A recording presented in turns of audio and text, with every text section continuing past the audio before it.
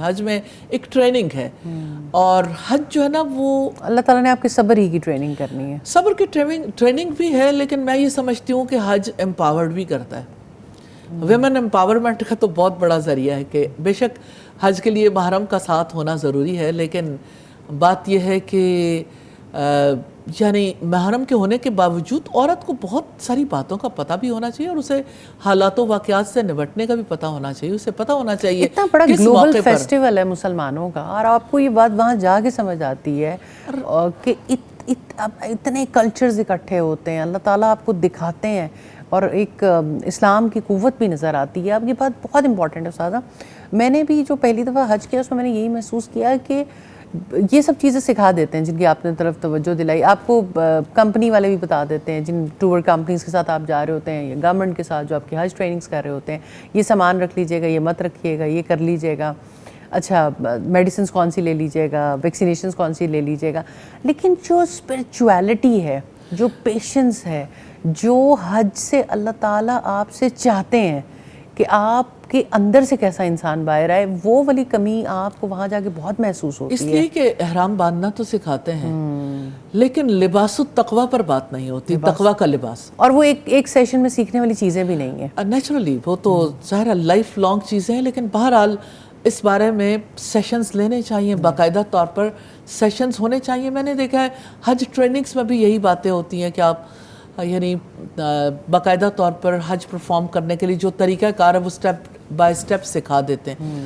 حج کی کتابیں ہیں نا، جتنی کتابیں آپ کھولتے ہو ہر کتاب میں ملے گا آپ کو حج احرام کے بارے میں ملے گا، طواف کے بارے میں ملے گا، سعی کے بارے میں ملے گا، آپ کو اس کے یعنی عرفات جانے کے بارے میں، مزدلفہ کے بارے میں، قربانیاں کرنے کے بارے میں، رمی جمرات اور طواف زیارہ کے بارے میں. اب یہ کہ اس کا ایک پہلو تو ہے. مثال کے طور پر ایک پہلو یہ ہے کہ آپ یعنی جمرات کی رمی کرتے وقت پتھر مار لیں. لوگ کہتے ہیں اچھا پتھر کتنا ہو، چھوٹا ہو، بڑا ہو. اچھا اس وقت جو ہے نا وہ باقاعدہ طور پر پتھر مار بھی لیں گے، لیکن اس کی جو ریالٹی ہے نا، اس کے پیچھے جو سٹوری ہے، اس کے پیچھے جو واقعات ہیں، اس کو سمجھنے کی کوشش نہیں کریں گے.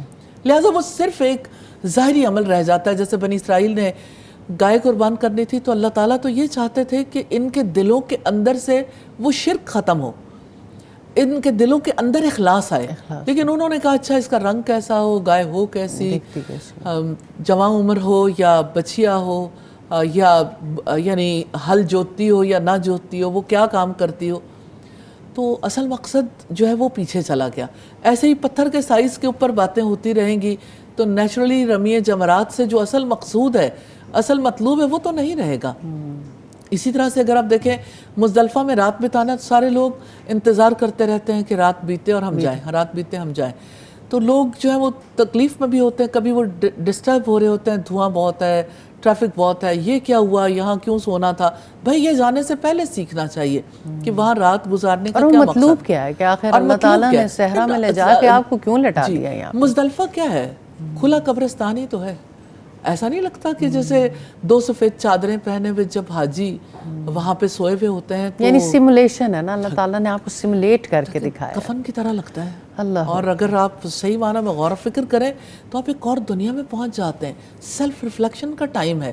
اس میں بہت زیادہ عبادات، ظاہری عبادات کی طرف بہت زیادہ اس رات میں کچھ نہیں کرنا، آرام کرنا ہے تاکہ ذہن آپ کا سوچے، تاکہ آپ کی روح جو ہے نا وہ سرشار ہو، اللہ سبحانہ تعالیٰ کے ساتھ کنیکٹ کرنے کے قابل. اور اگر آپ ایک لمحے کے لیے غور و فکر کر لیتے ہیں، ریلی مزدلفہ کی رات ایمان میں بہت اضافہ کرتی ہے. اللہ. اور پھر آپ یہ دیکھیں کہ ایک ایک سٹیپ ہے نا، مجھے فیل ہوتا ہے کہ ہمیں سٹیپ بائی سٹیپ ان کو ضرور دیکھنا چاہیے، ایک ایک چیز کو، کہ کس طرح سے کون سا عمل ہمیں کیا کچھ دے جاتا ہے. تو ہم اگر اب یہ دیکھیں جیسے احرام ہے، احرام پہننا ٹھیک ہے، 2 سفید چادریں، دوسرا لباس ترک کر دیا. آپ نے یہ جان لیا کہ خواتین کسی طرح کے بھی جوتے پہن سکتی ہیں، کسی طرح کا بھی لباس پہن سکتی ہیں.